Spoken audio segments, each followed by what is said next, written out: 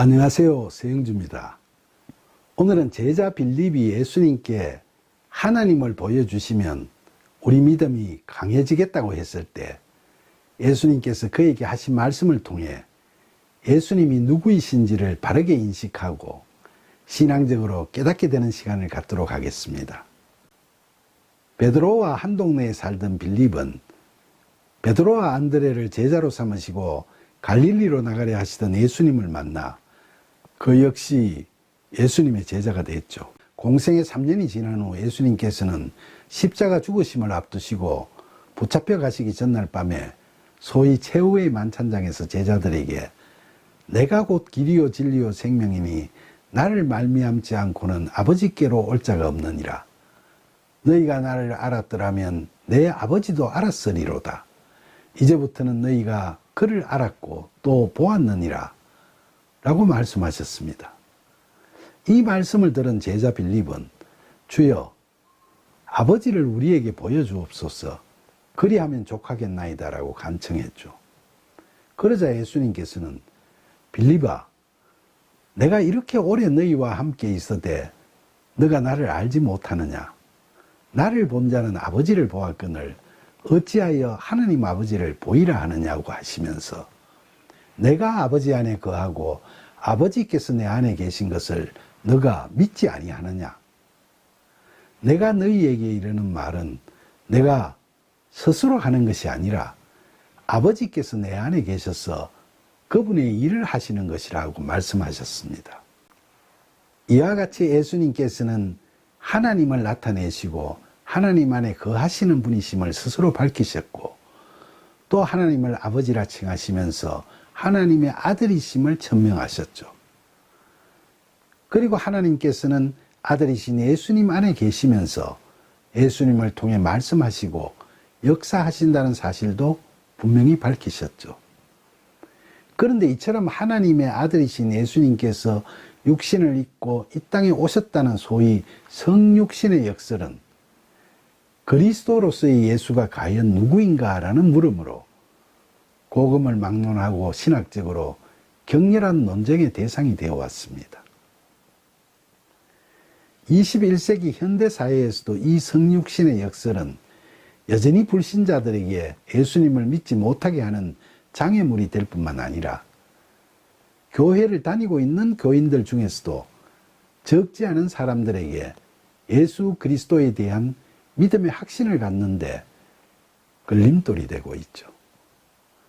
예수님의 정체성에 대해서는 2000년 전 초대교회에서부터 예수님은 신이라는 영지주의 가현론이나 예수님은 사람인데 세례 요한으로부터 세례를 받을 때 성령이 임하시면서 하나님의 양자가 되셨다는 양자론 같은 이단의 주장들이 난무했었죠.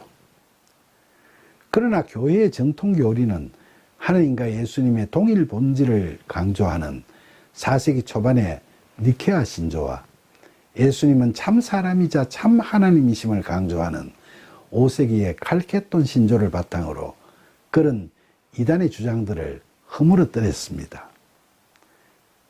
그 후 교회와 신학에서는 예수님께서 신성과 인성이라는 두 본성을 동시에 갖추신 분으로 1000년이 넘게 오래도록 인식되어 왔습니다. 16세기 종교개혁을 주도한 루터나 칼뱅 등을 필두로 대두된 정통주의 신학에서도 이 두 본성론은 계속 유지되었죠. 그러나 계몽주의와 합리주의의 영향으로 창궐한 19세기 자유주의 신학은 성경이 비합리적인 이적과 주장을 많이 내포하고 있다고 비판하면서 예수님의 그리스도성보다는 역사적 예수, 인간 예수의 예수성을 부각시키려고 많이 노력했죠.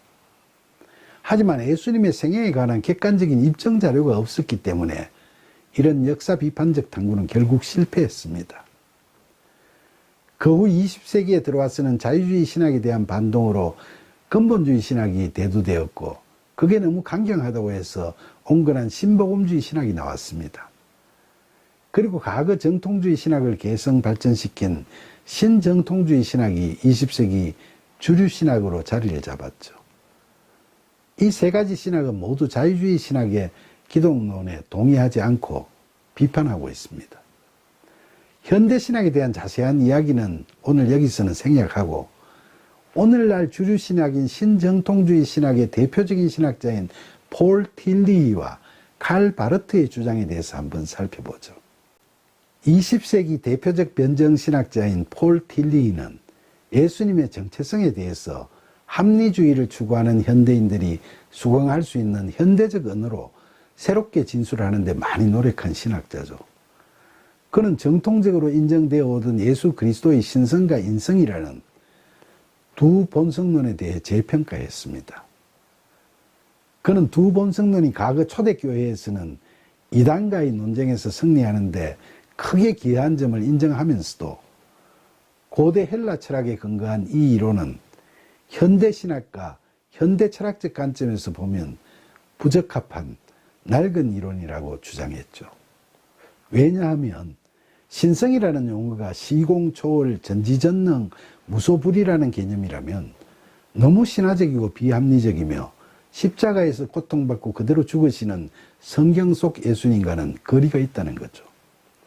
또 인성은 늘 변화되는 형성적 개념인데 헬라 철학에서는 이 인성을 불변적 개념으로 받아들이고 있기 때문에 이 또한 부적합하다는 거죠. 그리고 틸리히는 인간 예수의 예수성을 강조하는 자유주의 신학에 대해서도 그리스도성을 제거하는 주장의 불합리성을 지적하며 반대했습니다. 신학뿐만 아니라 철학 박사이기도 했던 그는 예수님의 정체성에 대해 주장할 때 현대 실존주의 철학의 이론을 많이 도입해서 설명하고 있죠.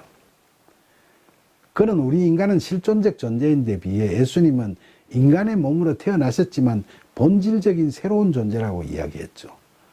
이 새로운 존재는 실존의 조건에 정복되고 종속되어 살아가는 우리 인간들, 즉 죄를 짓고 그 사고로 결국은 사망하는 유한한 실존적 인간인 우리 인간과는 구별되는 개념입니다.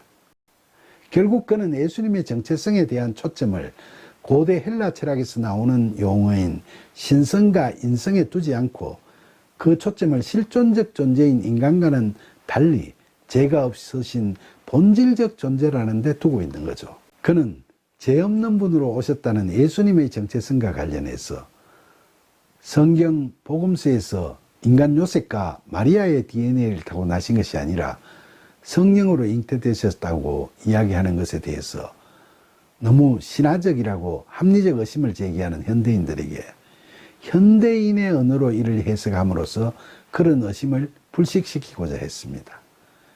그래서 그는 신성과 인성 두 본성론에 대신해서 그리스도로서의 예수 안에 하나님과 사람의 영원한 통일성이 역사적 실제가 되었다는 신학적 이론을 전개하고 있습니다. 이처럼 하나님과 사람의 영원한 통일성이 예수님의 인격적인 삶 속에서 나타났기 때문에 하나님을 보여달라는 빌립에게 나를 본 자는 아버지를 보았거늘 어찌하여 아버지를 보이라 하느냐고 하신 예수님 말씀과 마찬가지로 예수님은 참 하나님을 나타내 보이신 분이시라는 점을 그는 주장하고 있습니다. 그리고 예수님께서는 인간의 타락과 죄라는 실존의 조건들에 의해서 정복되는 것이 없었음에도 불구하고, 즉 죄가 없으신 분이심에도 불구하고 인간의 죽음, 곧 인간의 유한성이라는 실존의 조건들에 종속되셔서 십자가에서 죽임을 당하셨지만 곧 부활하셔서 유한한 실존의 조건들이 모두 극복되었다고 주장하고 있습니다. 그는 이런 관점에서 예수님께서는 하나님과 사람 사이에서 회복된 영원한 신인 통일성을 갖춘 새로운 존재로 실제하는 존재라고 이야기합니다. 이 주장은 말씀이 육신이 되었다는 요한복음의 성육신에 관한 역설을 로고스가 육신이 되었다고 해석하는 로고스 기독론과 유사한 이론 전개죠. 이 새로운 존재는 예수 그리스도 안에 현존하고 있으며 우리가 새로운 존재인 그리스도 안에 있으면, 즉 하나님과의 회복된 통일성을 경험하면 우리는 누구든지 그리스도의 능력과 은혜의 힘에 의해 옛사람에서 새로워져서 새로운 피조물이 된다고 주장하고 있죠. 이처럼 틸리히는 예수님을 자유주의 신학에서 이야기하는 식의 어떤 선지자나 공자, 맹자 같은 그저 훌륭한 스승으로만 보지도 않았고, 또 신성이라는 용어 때문에 많은 사람들이 오해하기 쉬웠던 시공을 초월하시고 전지전능하신 신적 존재만으로도 보지 않았습니다. 그는 예수 그리스도는 실존적 존재인 우리들과는 구별되는 존재로서 참 사람이면서 참 하나님을 나타내신 본질적 존재라고 주장했던 거죠. 그러나 20세기 신정통주의 신학자 중에서 틸리와 함께 쌍벽을 이룬 칼 바르트는 예수 그리스도의 신성에 대해서 어떤 의심도 하지 않았고 또 예수님의 인성에 대해서도 기꺼이 인정하면서도 19세기 자유주의 신학이 추구하던 역사적 예수 탐구에는 관심을 두지 않았죠. 그런데 틸리는 죽기 전에 이 바르트를 찾아가 대화를 나눈 적이 있었는데 그때 동석했던 신학자인 바르트의 아들에게 너 아버지와 나는 똑같은 걸 말한단다. 비록 의심할 것 없이 그가 나보다 더 계시 중심적이고 복음적이기는 하지만 우리는 똑같은 것을 향해 가고 있단다 라고 말했다는 일화가 있습니다. 예수님의 정체성에 대해 현대 신학계의 이 두 거장의 주장은 누가 더 옳고 누가 더 훌륭한가의 문제가 아니라는 걸 깨닫게 하는 이야기죠. 인간은 누구나 완전하지 못하기 때문에 완전을 향해 가는 과정에서 각 시대마다 여러 신학사상들이 있어 왔고 또 이런 신학사상들은 앞으로도 날로 발전되고 진보되어 갈 겁니다. 그러나 흔들리지 않는 진실은 예수님께서는 인간일 뿐인 존재도 아니시고 그렇다고 해서 오로지 신적 존재인 것만도 아니시며 또 반신반인의 존재도 아니십니다. 우리의 주님이신 예수님께서는 하나님의 아들이시요 그리스도이시며 하나님을 나타내시는 분이심은 변할 수 없는 진리입니다. 사랑하는 여러분, 우리는 누구나 신앙생활을 하면서 예수님은 과연 어떤 분이신지, 특히 우리 자신에게 어떤 분이신지를 묵상과 기도를 통해 늘 생각하면서 우리의 영성을 다듬어 가고 있죠. 그런데 오늘 나눈 예수님의 정체성에 대한 신학적 해석들은 예수님에 대한 객관적 믿음을 바르게 하는 데에는 도움이 될 수 있을 겁니다. 그러나 예수님께서 나의 인생에서 누구시고 나와 어떤 관계가 있는 분이신지를 깨닫고 주관적으로 그분을 믿게 되는 것은 이런 신학 공부를 통해서 가능한 건 아니죠. 우리는 성경을 통해 그 속에 그려져 있는 예수님을 기도나 성경 묵상 중에 그리고 더 나아가서는 삶의 매 순간마다 만약 이럴 때 예수님이라면 어떻게 하실까를 늘 생각하면서 영적 인격적으로 만날 수 있게 됩니다. 이렇게 영적 인격적으로 예수님을 만나면 우리는 성령 충만함을 받아 하나님 아버지를 나타내시는 예수님을 바라볼 수 있을 겁니다.